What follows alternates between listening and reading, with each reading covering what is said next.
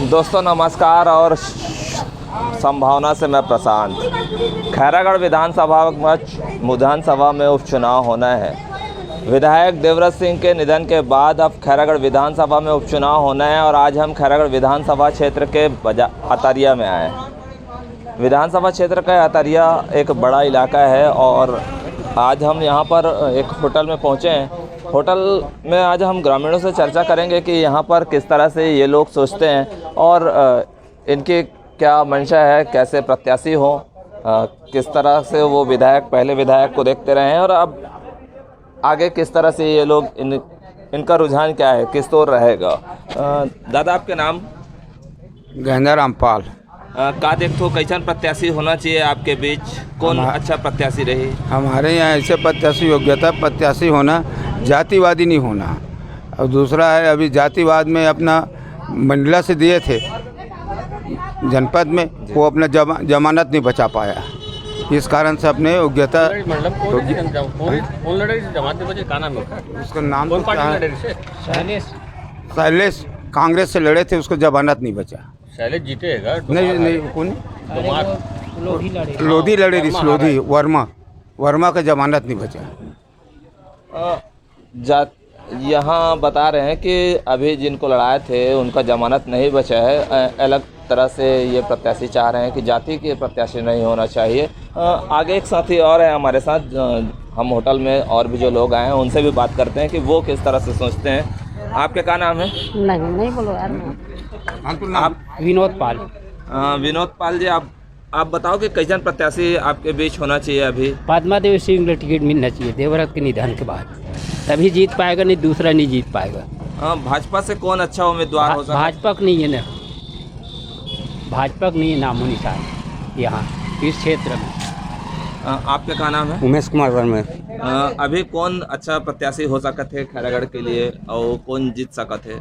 कांग्रेस प्रत्याशी वही देखेंगे सामने आए का नाम, उसके बाद देखेंगे किसान का संग कौन दे सकता है और कौन नहीं दे सकता है। क्या नाम है आपके? उमेश कुमार वर्मा।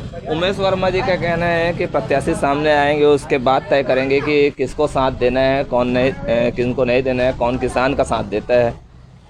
आपका नाम? वेद प्रकाश साहू। आप क्या सोचते हैं कैसे प्रत्याशी होना चाहिए? अब क्या है, 2 बार तो गिरवल जंगेल को मौका दे के देखे हैं जी, जो तो विकास का क्षेत्र नहीं किया है।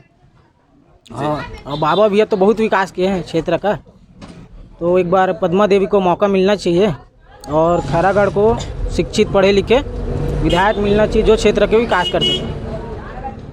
हमारे पास इस अंचल के डॉक्टर मौजूद हैं, डॉक्टर सरजू वर्मा इस अंचल के जिन डॉक्टर हैं, उनसे भी बात करते हैं कि वो किस तरह से देखते हैं। अभी खैरागढ़ विधानसभा भैया, अभी एक तो ये पूरे छत्तीसगढ़ में सबसे हिट लिस्ट में रहा है विधानसभा, विकास के नाम पे भी और चुनाव के नाम पे भी। अभी हम चाहते हैं कि इस बार का जो चुनाव है, जो पिछला चुनाव को देखते हुए, ये खैरागढ़ विधानसभा में जातिगत चुनाव तो कभी चला नहीं है। लोग बोलते ज़रूर है कि जातिगत समीकरण बनता है करके, लेकिन जातिगत चुनाव चला नहीं है। जब भी चला है तो जो पहुंच वाले रहते हैं, जो अच्छा काम कर सके, उसको जनता चुन के लाती है। इस हिसाब से ये पिछला कार्यकाल देखा जाए तो राजा साहब ने बहुत अच्छा काम किया था।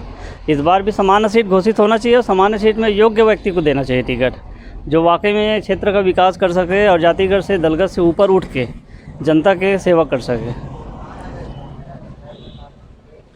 आपका नाम? तरुण पाल। सामने आ जाओ थोड़ा सा। आप बताएंगे कि अभी किस तरह से प्रत्याशी आप चाहते हैं और कौन बेहतर प्रत्याशी हो सकता है कांग्रेस या भाजपा में, आप बताएं।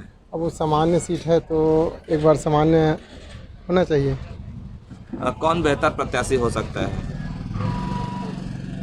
अब पद्मा देवी हो सकते हैं अगर अच्छा प्रत्याशी अभी। अभी बता रहे हैं कि कौन बेहतर प्रत्याशी हो सकता है, लोगों की अलग अलग रुझान है। हमारे साथ एक और शख्स हैं, हम उनसे भी बात करते हैं कि आप क्या देखते हैं कि कौन बेहतर हो सकता है कांग्रेस या भाजपा में? तो खैरागढ़ सीट जो है सामान्य सीट है, तो सामान्य को मौका मिलना चाहिए। इसके पहले भी तो एक जातिवाद को लोकसभा तो टिकट दिया था, विधानसभा लड़े थे तो हारे थे वो लोग। ऐसा नहीं है, सामान्य सबको मौका, योग्य पढ़े प्रत्याशी मौका होने जिससे कि विकास होना चाहिए भाई, ये चाहते हैं क्षेत्र जनता। हम लोग ओबीसी में कोई 1 या 2 समाज नहीं आते, बहुत समाज, हम भी आते ओबीसी महोबिया, हम भी हैं सुविधा से, महोबिया समाज को तो ऐसे ओबीसी की बात करते तो ऐसा नहीं है। जनता की राय है, सामान्य सीट है, सामान्य मौका मिलना चाहिए, पढ़े के मौका मिलना चाहिए, जिससे क्षेत्र का विकास हो, किसी प्रकार की तकलीफ न हो जनता को। अभी बीच में मंडलम चुनाव हुआ था, कांग्रेस पार्टी से वर्मा साहब टिकट मिला था, वो क्षेत्र वर्मा बहुल लिया, उसके बाद भी चुनाव वहाँ हार गए। ऐसा नहीं है, सबकी राय अपनी अपनी है। हम चाहते हैं कि अच्छे पढ़े योग्य प्रत्याशी टिकट मिलना चाहिए कांग्रेस से खैरागढ़ में। आपका नाम? महोबिया कपीनाथ।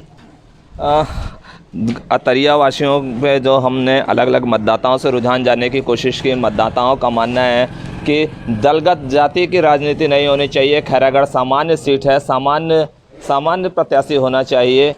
लेकिन एक और बड़ी बात निकल के आई कि जो प्रत्याशी है वो शिक्षित प्रत्याशी होना चाहिए। शिक्षित प्रत्याशी ही क्षेत्र का विकास कर सकता है। कि इससे पहले भी विकास जो है अनवरत गति से चलती रही है। लोग बता रहे हैं कि एक पर्सन ने ये कहा है कि जो किसान की बात सुनेगा हम उनके साथ देंगे। प्रत्याशी सामने आने के बाद समझ में आएगा किसे साथ देना है। लेकिन जातिगत की राजनीति जो यहाँ अक्सर बात की जाती रही है कि जाति के आधार पर वोट पड़ेगा, ऐसी कोई भी बात नहीं है। लेकिन सामान्य सीट है तो इसलिए सामान्य वर्ग से प्रत्याशी, लेकिन शिक्षित प्रत्याशी की बात आ रही है। लेकिन पद्मा सिंह का नाम लोग खुलकर ले पा रहे हैं। बाकी और भी नाम वो जो है सामने आना था, लेकिन जिस तरह से जो नाम आई जातिगत वाली बात, तो कहीं ना कहीं भाजपा के कोमल जंघेल को भी नकारा नहीं जा सकता।